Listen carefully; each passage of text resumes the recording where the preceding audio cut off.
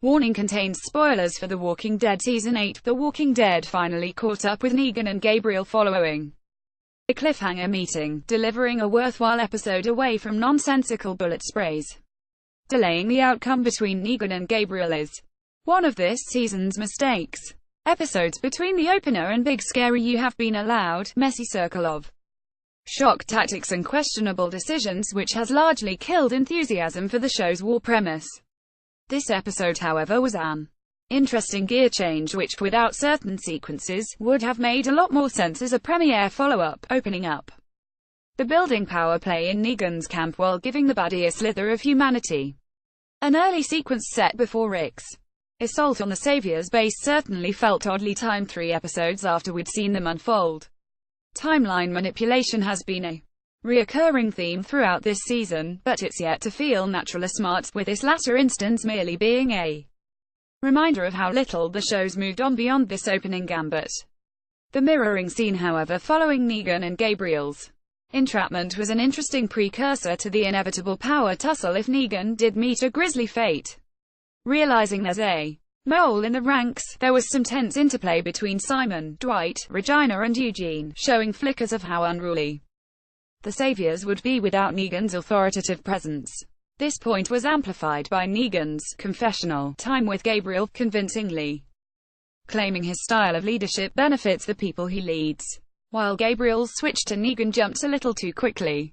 From gunshots to happy families, their dynamic was certainly interesting to watch, proving how The Walking Dead's strengths are these small tales in times of hopeless odds.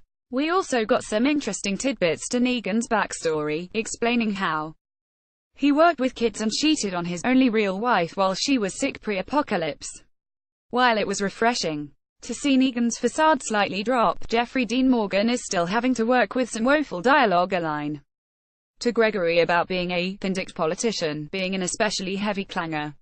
These scenes were punctuated with Rick and Daryl's ongoing exploits, who came to physical blows after Daryl disobeyed Rick by wanting to blow up Sanctuary despite the potential damage to innocent lives. It moved things along, but these scenes probably should have been saved for another episode, with the Saviors scheming and Eugene's comic injection being infinitely more interesting.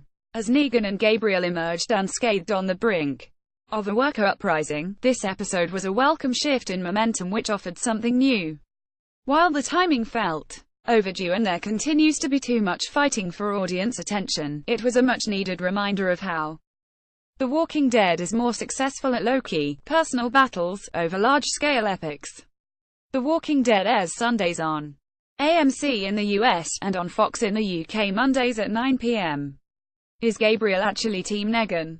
Will Negan face hostility from Simon and Regina? Are Rick and Daryl on course for a bigger fight? More The Walking Dead Season 8, Here's Who Died in Episode 4. Some Guy, or The Walking Dead Season 8 Episode 4 review. Some Guy was a wasted opportunity.